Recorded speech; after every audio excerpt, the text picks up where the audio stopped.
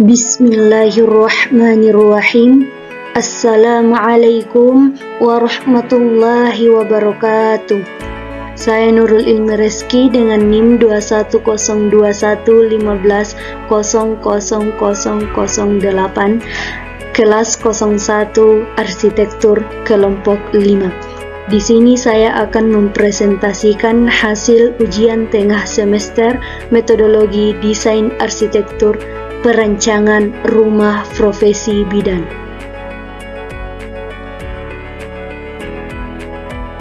Wawancara.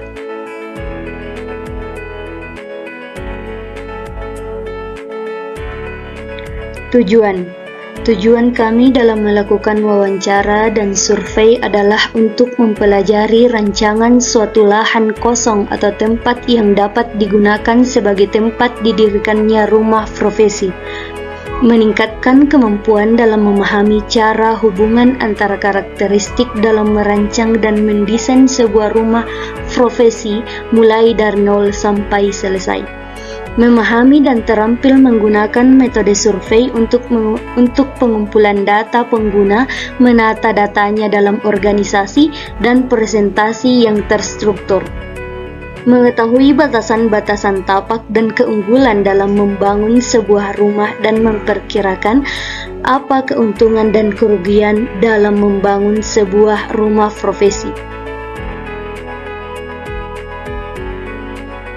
Hasil wawancara.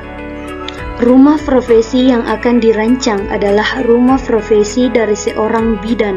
Seorang tenaga kesehatan tidak hanya dituntut untuk membantu masyarakat di tempat kerjanya saja, tetapi di semua tempat dan segala situasi, termasuk rumah. Maka dari itu, seorang bidan membutuhkan hunian yang dapat menaungi kegiatannya. Rumah profesi yang akan dibuat akan dihuni oleh sebuah keluarga yang terdiri dari ayah, Muslimin Syam, umur 29 tahun dengan profesi freelance, ibu Muspidawati, umur 28 tahun, profesi bidan. Anak pertama, Abdi Zulfadli, umur 4 tahun, anak kedua, Abrisam Atar, umur 3 tahun.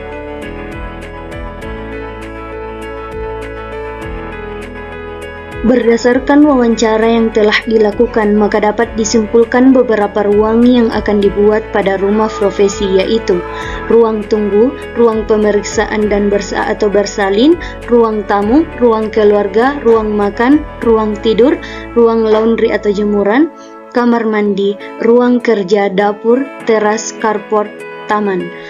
Rumah profesi yang akan dirancang berada di Jalan Dangko, Tamalatea, Kota Makassar. Konsep perancangan. Informasi tapak dan legal. Lokasi tapak. Rumah profesi yang akan dibuat terletak di Jalan Dangko, Kelurahan Balang Baru, Kecamatan Tamalatea, Kota Makassar, Provinsi Sulawesi Selatan. Luas tapak panjang kurang lebih 35 meter, lebar kurang lebih 12,5 meter, keliling kurang lebih 93 meter, luas kurang lebih 427 meter persegi. Lebar jalan dan jumlah jalur kendaraan. Jalan yang ada di depan tapak merupakan jalan raya. Lebar jalan 8 meter, jumlah jalur 1, jumlah alur 2. Legal. KDB atau koefisien dasar bangunan, yaitu 70% dikali 427 meter persegi sama dengan 298,9 meter persegi. KLB atau koefisien lantai bangunan, maksimal 15 meter. GSB atau garis sempadan bangunan, 3-4 meter. KDH atau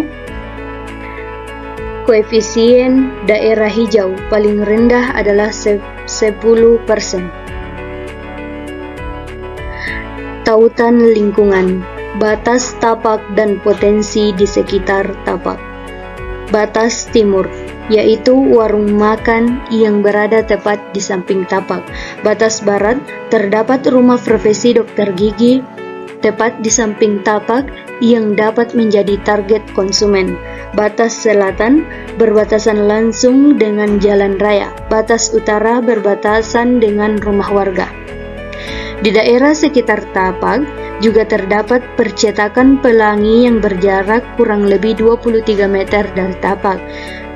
Terdapat Indomaret yang dapat menjadi sarana marketing yang membuat rumah profesi bidan lebih mudah untuk dikenali banyak orang. Kemudian di daerah sekitar tapak juga terdapat Masjid Al-Manar yang berjarak kurang lebih 40 meter dari tapak. Dan juga ada Pondok Pesantren Al-Haris yang berjarak kurang lebih 56 meter yang dapat menjadi target sosialisasi.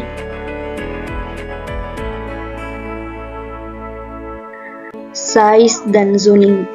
Input. Tapak terletak di kawasan yang zonanya tidak teratur karena area permukiman telah tercampur dengan area kegiatan ekonomi. Tujuan, untuk mengetahui aspek-aspek dimensional tapak dan klasifikasi tata tapak yang ada dengan semua aspek-aspek dimensionalnya. Lebar tapak kurang lebih 12,5 meter, panjang tapak kurang lebih 35 meter, luas tapak kurang lebih 427 meter persegi. Analisa. Alternatif 1, di mana ruang privat berada pada bagian belakang tapak, kemudian ruang semi-publik dan publik, serta memaksimalkan area hijau pada bagian depan dan belakang tapak. Alternatif 2, ruang privat berada pada bagian tengah tapak, kemudian ruang publik dan ruang semi-publik berada di belakang, serta area hijau yang hanya berada di bagian depan tapak. Alternatif 3, ruang privat berada pada bagian belakang tapak, kemudian ruang publik dan ruang semi-publik, serta memaksimalkan area hijau pada bagian depan dan samping tapak. Output. Alternatif yang dipilih yaitu alternatif 1 dikarenakan perletakan ruang-ruang yang rapi sehingga memudahkan kegiatan pengguna bangunan serta adanya keseimbangan antara area terbuka dan area terbangun. Kondisi fisik alam dan aspek buatan.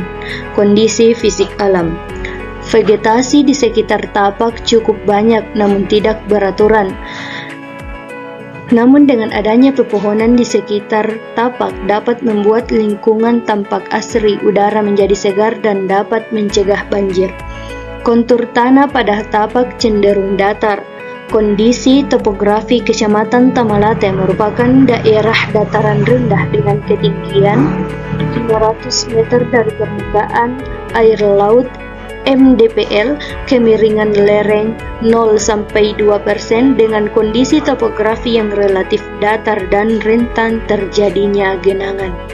Pola drainase di sekitar tapak disalurkan ke riol kota. Aspek buatan.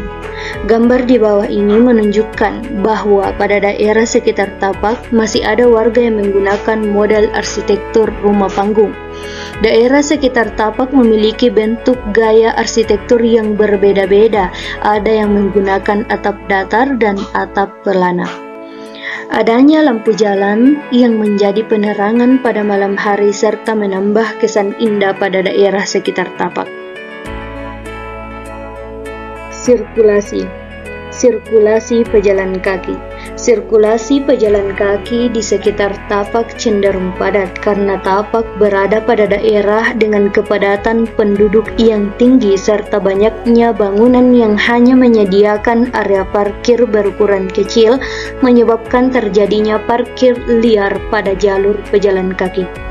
Banyaknya pedagang kaki lima yang menggunakan jalur pejalan kaki sebagai tempat berjualan sangat mempengaruhi peningkatan sirkulasi pejalan kaki di sekitar tapak.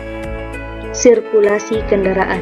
Sirkulasi kendaraan di sekitar tapak cenderung padat karena lokasi tapak dekat dengan pertigaan jalan. Terdapat warung makan tepat di samping tapak yang hanya memiliki area parkir untuk motor dapat berpengaruh pada kepadatan sirkulasi kendaraan di sekitar tapak karena terjadinya parkir liar. Rumah profesi dokter gigi tepat di samping tapak yang hanya menyediakan area parkir berukuran kecil menyebabkan pelanggannya menggunakan jalur pejalan kaki sebagai tempat parkir sehingga sirkulasi kendaraan pada waktu tertentu menjadi padat. Hal ini juga dipengaruhi karena lokasinya berada tepat di pertigaan jalan. Utilitas input. Tiang listrik yang bersumber dari PLN berada di area depan tapak. Drainase berada di depan tapak, tepatnya di seberang jalan terdapat riol kota. Tidak ada jalur telepon. Tapak berlokasi pada daerah yang menggunakan PDAM. Analisa. Jalur distribusi listrik. Jaringan arus listrik bersumber dari perusahaan listrik negara sebagai sumber listrik utama yang digunakan untuk memasukkan aliran listrik dari tiang listrik di sekitar tapak ke dalam bangunan. Sampah. Sampah kering maupun basah dimasukkan ke dalam plastik sesuai kategori masing-masing, kemudian dikumpulkan di tempat penampungan sampah. Namun kadang-kadang ada warga yang melakukan pembakaran sampah di pekarangan rumah atau pinggir jalan. Jalur distribusi air kotor. Jalur distribusi air kotor digunakan untuk membuang atau menyalurkan air bekas pakai dari aktivitas di dalam bangunan. Penyaluran limbah cair yang berasal dari wastafel dan kamar mandi atau WC, yaitu dimulai dari bak kontrol, kemudian resapan, dan yang terakhir riol kota. Penyaluran limbah padat yang berasal dari kamar mandi atau WC yaitu bak kontrol, kemudian septic tank, resapan, dan terakhir di riol kota. Jalur distribusi air bersih. Jaringan air bersih yang digunakan pada bangunan bersumber dari PDAM. Alternatif 1. Air bersih, kemudian pompa air, kemudian dialirkan ke kamar mandi atau WC dan dapur. Kemudian yang alternatif 2 yaitu air bersih, kemudian pompa air dan dialirkan ke tandon air, lalu kemudian ke kamar mandi atau WC dan dapur. Output. Dari kedua alternatif yang ada dapat diambil kesimpulan untuk menggunakan alternatif 2. Dengan menggunakan tandon air dapat menghemat penggunaan listrik. Ya, hal ini dikarenakan karena pompa air tidak selalu berjalan. Dan ketika listrik padam, pengguna masih dapat menggunakan air. Panca indera. Input. Kebisingan. Tingkat kebisingan tinggi berasal dari arah selatan tapak, yaitu berasal dari jalan raya yang merupakan jalan utama. Tingkat kebisingan sedang berasal dari arah timur yang merupakan warung makan, dari arah barat yang merupakan rumah profesi dokter, dan arah utara yang merupakan rumah warga. Aroma. Terdapat warung makan tepat di samping tapak yang menyebabkan aroma masakan yang tercium setiap hari. Tapak yang berbatasan langsung dengan jalan raya merupakan potensi aroma knalpot kendaraan yang melewati tapak. View. Pemandangan dari luar tapak hanya dapat dilihat dari arah depan karena bagian samping dan belakang tapak adalah bangunan. Begitupun sebaliknya, pemandangan dari dalam tapak hanya dapat dilihat ke arah depan. Analisa. Kebisingan biasanya dipengaruhi oleh lingkungan di sekitar tapak. Sumber kebisingan adalah warga sekitar tapak, sepeda motor, dan mobil. Alternatif 1. Membuat sistem vegetasi yang baik dengan menanam tanaman atau pohon yang berfungsi sebagai buffer, peredam suara, dan penghalang polusi atau debu. Alternatif 2. Menggunakan peredam kebisingan ruangan untuk dinding. Alternatif 3. Penempatan bangunan lebih ke dalam atau jauh dari jalan. Output. Alternatif yang dipilih adalah alternatif 1 karena dengan membuat sistem vegetasi yang baik, maka akan meminimalisir kebisingan, juga dapat menghalang polusi, udara menjadi lebih segar, dan tapak terlihat lebih asri. Manusia dan budaya. Pola sosial budaya. Daerah sekitar tapak memiliki kepadatan penduduk yang tinggi. Sebagian dari mereka sudah berkeluarga dan yang lainnya adalah anak-anak, remaja hingga lansia. Masyarakat sekitar cenderung jarang melakukan interaksi satu sama lain karena masyarakat fokus terhadap pekerjaan masing-masing. Perilaku negatif. Kurangnya kesadaran masyarakat terhadap kebersihan, yaitu menumpuk dan membakar sampah di pinggir jalan. Hal ini menyebabkan polusi udara. Juga masih banyaknya warga yang menggunakan area pejalan kaki sebagai tempat jualan. Pola ekonomi. Rata-rata warga di sekitar lokasi tapak memiliki pendapatan mulai dari rendah, menengah hingga atas. Terdapat banyak aktivitas ekonomi di sekitar tapak berupa warung makan dan pedagang kaki lima yang menjual berbagai jenis makanan serta adanya pusat perbelanjaan atau Indomaret. Iklim, input, orientasi matahari. Sinar matahari terbit dari sebelah timur dan terbenam di sebelah barat tapak. Unsur positif dari matahari adalah penerangan alami terutama di siang hari. Curah hujan. Keadaan iklim Kecamatan Tamalatea berupa iklim tropis dengan dua musim, yaitu musim kemarau dan musim hujan. Kondisi curah hujan rata-rata per tahun 2000 mm sampai 3000 mm.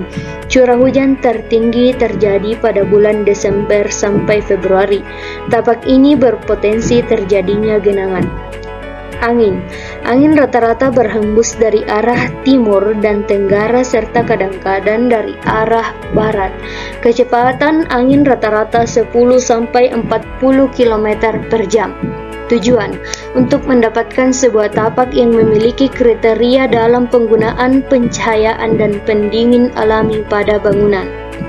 Analisa. Bangunan yang ada di sekitar tapak merupakan bangunan tingkat rendah dan tinggi sehingga bisa diasumsikan sinar matahari masuk ke tapak hanya pada waktu tertentu. Sinar matahari yang lebih akan membuat ruangan menjadi panas. Alternatif 1. Menanam pohon yang besar di sekeliling tapak untuk menghalang sinar matahari. Alternatif 2. Membuat pagar yang tinggi pada bagian depan tapak. Alternatif 3. Menggunakan bukaan yang disertai dengan kanopi dan melakukan pengefektifan bukaan di setiap sisi bangunan. Output. Alternatif yang dipilih adalah alternatif 3 karena dengan menggunakan serta melakukan pengefektifan bukaan maka dapat meminimalisir masuknya matahari. Juga dapat menjadi penerangan alami serta adanya kanopi dapat menjaga kesejukan rumah dan menghalangi masuknya air hujan. Program ruang. Pengguna 1. Ayah.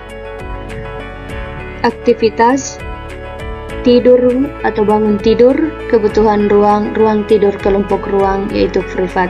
Kemudian beribadah, ruang tidur privat. Mandi, buang air kecil, buang air besar, kamar mandi privat.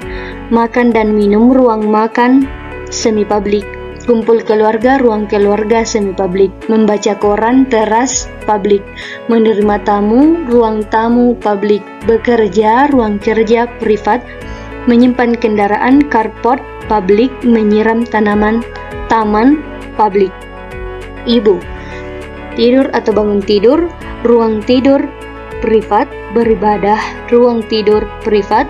Mandi, buang air kecil, buang air besar, kamar mandi privat. Makan dan minum, ruang makan semi publik. Kumpul kumpul keluarga, ruang keluarga semi publik, memasak, dapur semi publik, menerima tamu, ruang tamu publik, bekerja, ruang pemeriksaan atau bersalin publik, mencuci atau menjemur, ruang laundry atau menjemur privat, menyiram tanaman, taman publik, menyimpan kendaraan, carport publik. Yang ketiga, anak pertama. Tidur atau bangun tidur, ruang tidur privat, beribadah, ruang tidur privat, belajar, ruang tidur privat, mandi, buang air kecil, buang air besar, kamar mandi privat, makan dan minum, ruang makan semi publik, kumpul keluarga, ruang keluarga semi publik, bermain, taman publik. Anak kedua, tidur atau bangun tidur, ruang tidur privat, beribadah, ruang tidur privat, belajar, ruang tidur privat, mandi, buang air kecil, buang air besar di kamar mandi yaitu privat, makan dan minum, ruang makan semi publik, kumpul keluarga yaitu di ruang keluarga semi publik, bermain di taman publik. Pasien, bersalin, ruang pemeriksaan atau bersalin publik, menunggu, ruang tunggu publik, menyimpan kendaraan, carport publik. Time schedule. Nah, inilah keterangan kegiatan yang saya lakukan dalam mencapai konsep perancangan rumah profesi bidan. Sekian, terima kasih. See you di next video.